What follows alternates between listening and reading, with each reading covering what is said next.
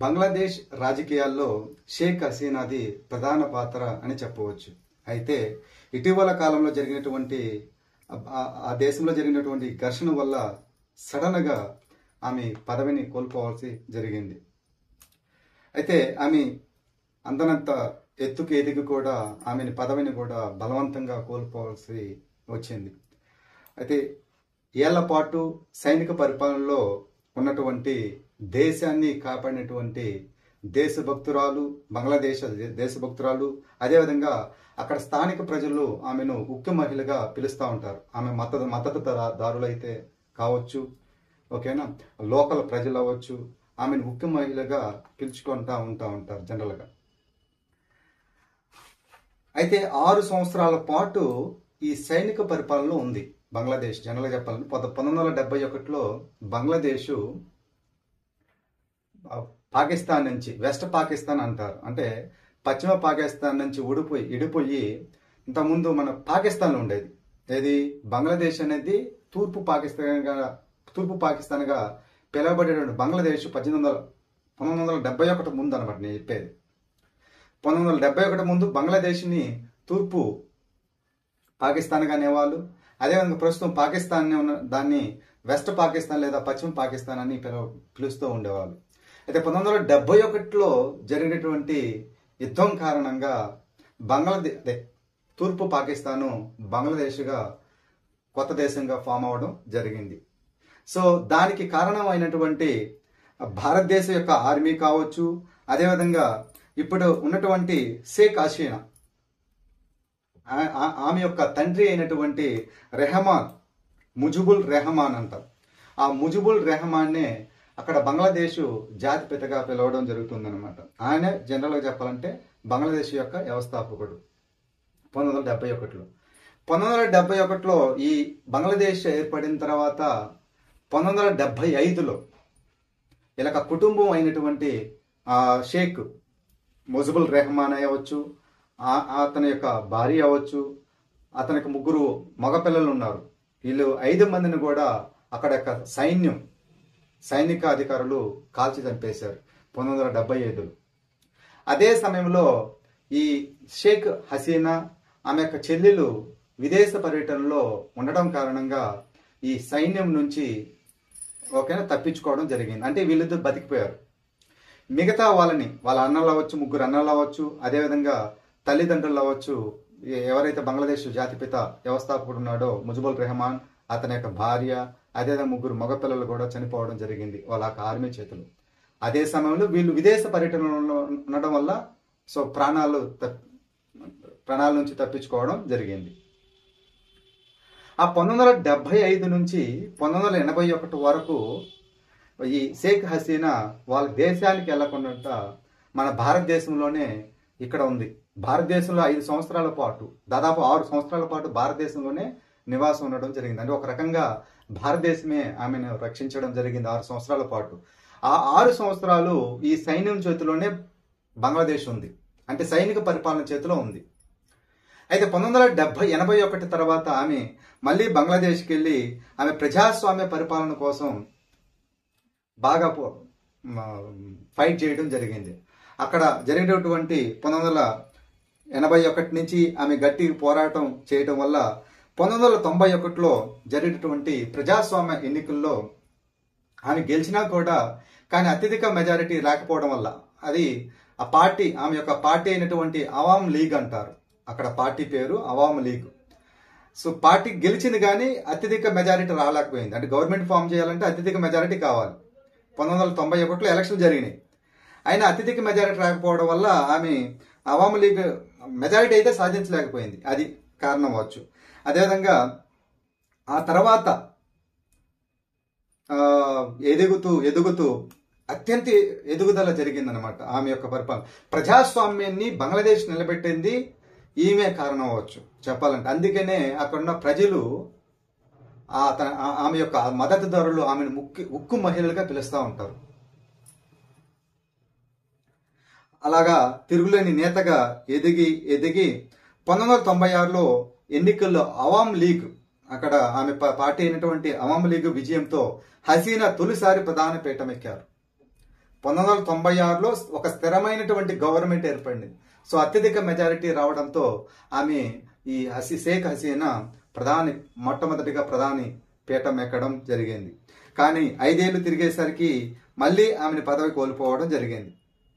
అయితే 2008లో ఎన్నికల్లో మళ్ళీ అఖండ మెజారిటీతో మళ్ళీ తిరుగు అధికారం దక్కించుకోవడంతో హసీనా మళ్ళీ ఈ అధికారాన్ని చేపట్టింది. అప్పటి నుంచి దేశంలో ఆమెదే అపరిత పరిపాలన అనొచ్చు. అంటే విజయం ఆమె గుప్పిట్లో చేరడం జరిగింది అక్కడి నుంచి 2008 నుంచి. సో దాదాపుగా ఈ మనకి 1996 నుంచి చూసుకుంటే 2018 వరకు ఆమెని ఓడించే పార్టీ లేకపోవడం జరిగింది. అక్కడ ప్రతిపక్ష పార్టీ ఏంటంటే ఈ అవామీ లీగ్కి ప్రతిపక్ష పార్టీ అయినటువంటి బిఎన్పి ఈమె మీద చాలా నేరారోపణలు చేయడం జరిగింది. ఓకేనా, ఉండకపోయినా కూడా అదే ప్రతిపక్ష పార్టీ వల్ల ఈమెని తిట్టడం జరిగింది. ఆమె మీద ఎక్కువ నేరారోపణ కూడా చేయడం జరిగింది.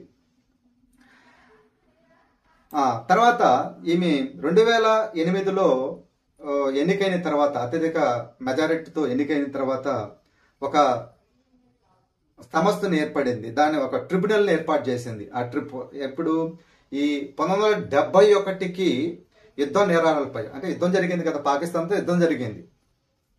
అంటే ప్రజెంట్ బంగ్లాదేశ్, ఒకప్పుడు దాని తూర్పు పాకిస్తాన్ అనేవాళ్ళు. ఈ తూర్పు పాకిస్తాన్ వాళ్ళు పశ్చిమ పాకిస్తాన్ మీద యుద్ధం చేసి గెలిచారు. భారతదేశం యొక్క ఆర్మీ కూడా వాళ్ళకి సహాయం చేయడం జరిగింది.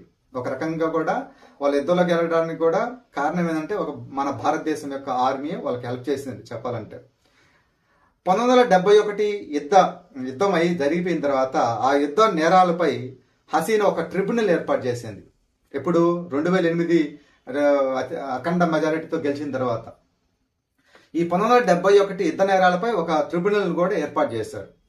అంటే అప్పుడు ఏం జరిగింది, ఏంటి, దాని వ్యతిరేకులు ఎవరు, దాని మొత్తం మీద వాటి మీద ట్రిబ్యునల్ని ఏర్పాటు చేయడం జరిగింది.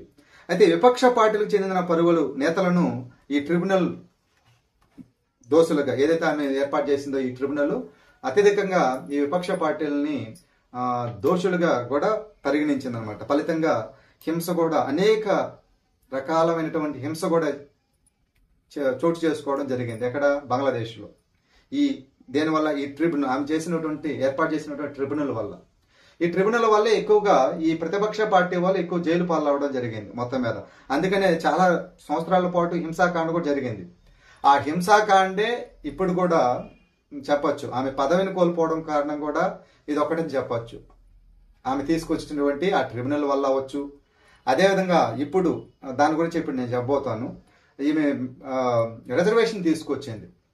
ఆ రిజర్వేషన్ ఏంటంటే 2018లో మళ్ళీ ఆమె గెలిచిన తర్వాత ఒక రకంగా చెప్పాలంటే ఒక కోటా తీసుకొచ్చింది, రిజర్వేషన్స్. ఆ రిజర్వేషన్ ఏంటంటే 1971లో ఈ బంగ్లాదేశ్ విమోచన యుద్ధంలో, అంటే బంగ్లాదేశ్ విమోచన అంటే బంగ్లాదేశ్ ఏర్పాటు చేసుకునేదానికి కల యుద్ధం అన్నమాట పాకిస్తాన్తో. ఈ బంగ్లాదేశ్ విమోచన యుద్ధంలో 1971 బంగ్లాదేశ్ విమోచన యుద్ధంలో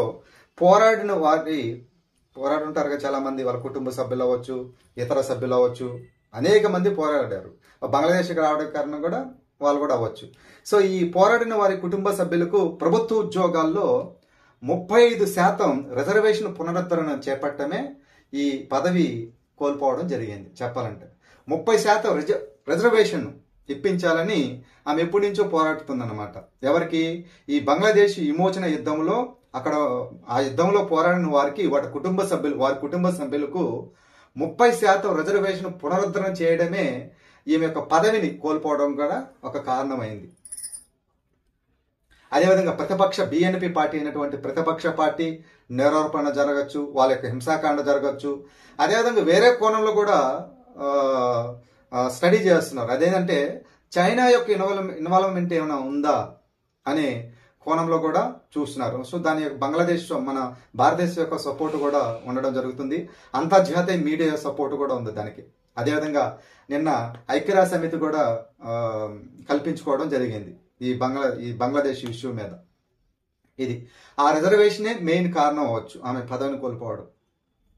సో ఇది మొత్తం మీద. అదేవిధంగా సో ఇవాళ క్లాసులో చెప్పబోయేటటువంటి ఇంపార్టెంట్ క్వశ్చన్స్ ఏంటంటే, ఇంతకుముందు 2024 యూపీఎస్సీ ప్రిలిమినరీలో అడగడం జరిగింది. అవేంటంటే ఫస్ట్ క్వశ్చన్ వచ్చి, with reference to the Himalayan rivers joining Ganga downstream of Prayagraj from west to east, which one of the following sequence is correct అన్నాడు. With reference to the Himalayan rivers joining Ganga downstream of Prayagraj from west to east, which one of the following sequence is correct అన్నాడు. అంటే west flowing reverse అడిగాడు. అంటే west నుంచి east వరకు, అంటే down flowing ఉంటుంది కదా రివర్ గంగా, ఓకేనా. గంగా ఎక్కడైతే పుట్టిందో అక్కడి నుంచి, ఉత్తరాఖండ్లో పుట్టేది గంగా, అక్కడి నుంచి వెస్ట్ ఫ్లోయింగ్ రివర్స్ అంటే వెస్ట్ సైడ్. ఇప్పుడు గంగా ఇటు పక్క ఇలా ఉందనుకోండి, గంగాకి దీన్ని ఇటు పక్క ఈస్ట్ అంటాం, దీన్ని వెస్ట్ అంటాం జనరల్గా, ఈస్ట్ టు వెస్ట్. అలాగే వెస్ట్ ఫ్లోయింగ్ రివర్స్ ఏదైతే ఉన్నాయో అంటే left side, the left flowing rivers గంగాకి, అక్కడి నుంచి పైనుంచి కింద వరకు అడిగాడు, ఒక ఆర్డర్లో అడిగాడు. అలా చూసుకుంటే మనం ఏదంటే చెప్పచ్చు అంటే గోమతి ఒకటి, గోమతి ఫస్ట్ వస్తుంది.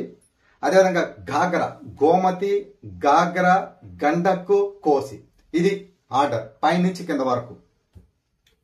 సో ఏమేమి చెప్పండి, గోమతి ఒకటి ఫస్ట్ అక్కడ వస్తుంది, టాప్లో వస్తుంది. ఆ గోమతి కింద గాగ్రా వస్తుంది, గాగ్రా తర్వాత గండక్ వస్తుంది, గండక్ తర్వాత దానికి డౌన్ సౌత్లో ఏమొస్తుంది, ఈ కోసి నది వస్తుంది. సో అది మన కరెక్ట్ అంటే B. So B for Bombay అని ఆన్సర్ చెప్పచ్చు. అదే రెండో క్వశ్చన్ ఏంటంటే, consider the following countries. First ఇది వచ్చి Finland, second one Germany, third one Norway, fourth one Russia అన్నాడు. 4 కంట్రీస్ ఇచ్చాడు ఇక్కడ. అయితే క్వశ్చన్ ఏంటంటే ఇక్కడ, how many of the above countries in have a border with North Sea అన్నాడు. అంటే నార్త్ సీ ఏదైతే ఉందో ఆ నార్త్ సీకి చుట్టుపక్కల ఉన్నటువంటి దేశాలు ఏంటి అని అడిగాడు క్వశ్చన్. అది ఏంటంటే జనరల్గా ఈ చుట్టుపక్కల ఉన్న దేశాలు ఏంటంటే, ఒకటి నార్వే అని చెప్పచ్చు, నార్వే ఒకటి, స్వీడన్ ఒకటి, నెదర్లాండ్ ఒకటి, జర్మనీ ఒకటి, డెన్మార్క్ ఒకటి, అదేవిధంగా యూకే యునైటెడ్ కింగ్డమ్ ఒకటి. సో దాదాపు 6 కంట్రీస్ వస్తాయి నార్త్ సీకి చుట్టుపక్కల ఉన్న దేశాలు. అయితే ఇక్కడ చూస్తే 4 కంట్రీస్ ఇచ్చాడు. ఫిన్లాండ్ వస్తుందా రాదా? ఎస్, ఫిన్లాండ్ రాదు. రిమెంబర్, ఫిన్లాండ్ రాదు. ఏమొస్తుంది, నార్వే, స్వీడన్ వస్తుంది. ఇక్కడ ఫిన్లాండ్ ఇచ్చాడు, సో ఫిన్లాండ్ రాదు. సో జర్మనీ వస్తుంది, జర్మనీ దేశం వస్తుంది.